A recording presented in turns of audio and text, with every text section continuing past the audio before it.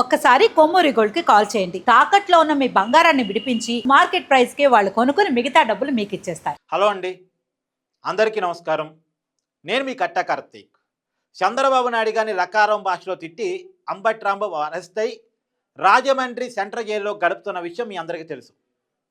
లకారం భాషలో తిట్టి అరెస్ట్ అయినప్పుడు సింపతి రావడానికి అవకాశం లేదు. ఇది వైసీపీ కావాలనే చేసింది. నిజానికి తిరుపతి లడ్డూ ప్రసాదంలో కల్తీ అనే విషయాన్ని డైవర్ట్ చేయడం కోసం కావాలనే అంబటి రాంబాబు చేత చంద్రబాబు నాయుడు గారిని తిట్టించింది అనేటువంటి విషయం జనానికి అర్థమైన తర్వాత ఇప్పుడు వైసీపీకి సింపతి వర్కౌట్ అయ్యే అవకాశమే లేదు. కాబట్టి ఇప్పుడు ఒక్కసారిగా అంబటి రాంబాబు కురాన్ని తెర మీద తీసుకొచ్చారు. కాపు నేత నిన్న నుంచి వాళ్ళ మీడియాలో చూడండి, వాళ్ళ సోషల్ మీడియాలో చూడండి, వాళ్ళ పేపరు టీవీ ఛానల్ చూడండి, మీరు కాపు నేత అంబటి రాంబాబు అరెస్ట్ అని మాట్లాడుతున్నారు. నిజానికి అంబటి రాంబాబు మంత్రిగా ఉన్నప్పుడు కాపులకు ఏం చేశాడో ఎవరికి తెలియదు. సరే, ఇవాళ కాపు అని మాట్లాడుతున్నారు కదా, అదే అంబటి రాంబాబు చేత పేర్ని నాని చేత వాళ్ళు మంత్రులుగా ఉన్నప్పుడు వైసీపీ అధికారంలో ఉన్నప్పుడు మరొక కాపు నాయకుడు రాజకీయ పార్టీ పెట్టుకున్న పవన్ కళ్యాణ్ మీద ఇష్టారీతిన తిట్టించినప్పుడు, ఆయన కుటుంబాన్ని తిట్టించినప్పుడు కాపు కులం అనేది గుర్తు రాలేదా? పవన్ కళ్యాణ్ గారు సరే, ఆయన ఎప్పుడు కులాన్ని చెప్పుకోడు, కానీ ఒక కాపు నాయకుడు అంటే ఆ సామాజిక వర్గానికి సంబంధించిన వ్యక్తి, ఆయన రాజకీయ పార్టీ పెట్టుకున్నాడు. మరి ఆయన్ని తిట్టించినప్పుడు గుర్తు రాలేదా? చిరంజీవి గారిని తిట్టించినప్పుడు గుర్తు రాలేదా? చిరంజీవి గారిని అవమానించినప్పుడు గుర్తు రాలేదా? ఇదంతా వదిలేయండి. సరే, పవన్ కళ్యాణ్ గారు అంటే కాపు అని డైరెక్ట్గా ఎప్పుడు కులాన్ని చెప్పుకొని రాజకీయం చేయలేదు కాబట్టి ఆయన పక్కన పెట్టేస్తే, ముద్రగడ్డ పద్మనాభం గారిని, హరిరామ జోగే గారిని, కాపు ఉద్యమ నాయకులు వాళ్ళని వైసీపీ ఎలా రాజకీయంగా వాడుకుంది? ముద్రగడ్డ పద్మనాభం గారిని ఏ విధంగా డైవర్ట్ చేసి ఆయన్ని ఇబ్బంది పెట్టింది? ఆయన్ని పవన్ కళ్యాణ్ని, చంద్రబాబు నాయుడిని, టీడీపీని, జనసేనని కలవకుండా చేయటం కోసం ఒక పావుగా వాడుకుంది. ఆయన ద్వారా జన సైనికులకి పవన్ కళ్యాణ్కి ఒక ట్రాప్ ఇస్తారు. పవన్ కళ్యాణ్ గారు ఆ ట్రాప్లో పల్లె, ఆయన వల్లే జన సైనికులని పడనివ్వలే.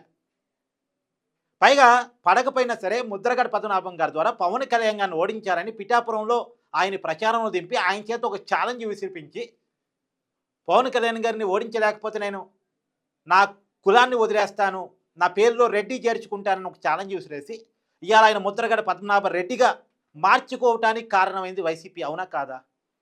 ఆ రోజుల్లో ముద్రగడ గారిని, హరిరామ జోగి గారిని వెనకాలని నడిపించింది వైసీపీ, అవునా కాదా? మరి రాజకీయంగా వారిని అలా వాడుకోవటానికి అది తప్పు కదా?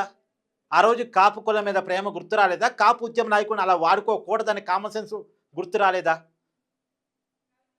వాళ్ళు వైసీపీ ట్రాప్లో ఉన్నారని చెప్పడానికి ఇవాళ ముద్రగడ్డ గారు వైసీపీలో ఉంటాం ఒక ఉదాహరణ, హరిరామ జోగి గారి కుమారుడు వైసీపీలో ఉంటాం ఇంకొక ఉదాహరణ.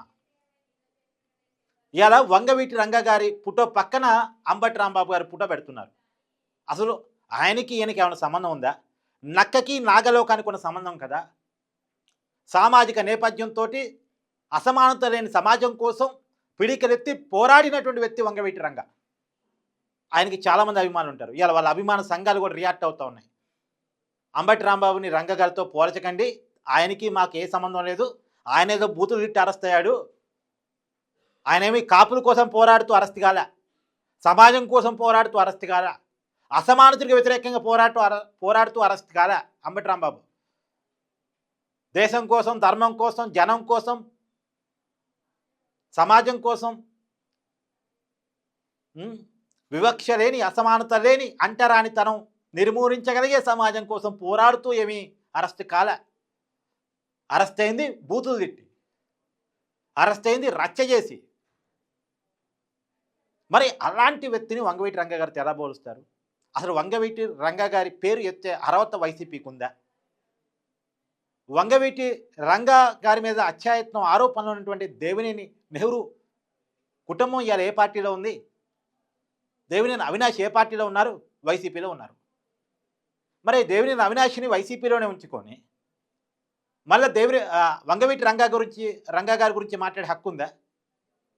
ఆ రోజుల్లో వైఎస్ రాజశేఖర రెడ్డి గారు కూడా దేవినేని నెహ్రూని దగ్గర తీశారు, కాంగ్రెస్లో ఉంచుకున్నారు,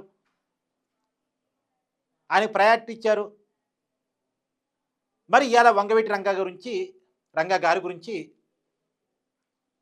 వైసీపీ మాట్లాడటం అంటే కొంత విడ్డూరంగా అనిపిస్తూ ఉంది.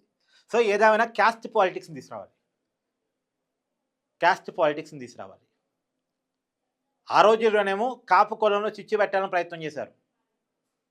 ఈ రోజుల్లోనేమో కాపుని కమ్మని విడదీయాలి, జనసేన టీడీపీని విడదీయాలి, సింపతి పాలిటిక్స్ వాడాలి అంబటి రాంబాబు కోసం అని ఇప్పుడు ప్రయత్నం చేస్తున్నారు. ఇదంతా చేస్తుంది ఒకదాని కోసం. తిరుపతి దేవస్థానాలు వైసీపీ చేసినటువంటి కల్తీ బయటపడింది కాబట్టి, వాళ్ళు చేసినటువంటి మోసం బయటపడింది కాబట్టి, ఆ మోసం నుంచి, ఆ కల్తీ నుంచి, ప్రజల అసహ్యం నుంచి, ప్రజల చిత్కారాల నుంచి తనను తాను సేవ్ చేసుకోవడం కోసం, తనను తాను రక్షించుకోవడం కోసం చేస్తున్నటువంటి ఒక ప్రయత్నం. సో ఈ ప్రయత్నం కోసం కులాన్ని వాడుకోవటానికి, మతాన్ని వాడుకోవటానికి, ఏదైనా ఏ అంశాన్నైనా రాజకీయం చేయడానికి వైసీపీ సిద్ధంగానే ఉంది అని మరొకసారి అర్థమవుతా ఉంది. సో మీ అభిప్రాయాన్ని కామెంట్ రూపంలో తెలియజేయండి. Thank you.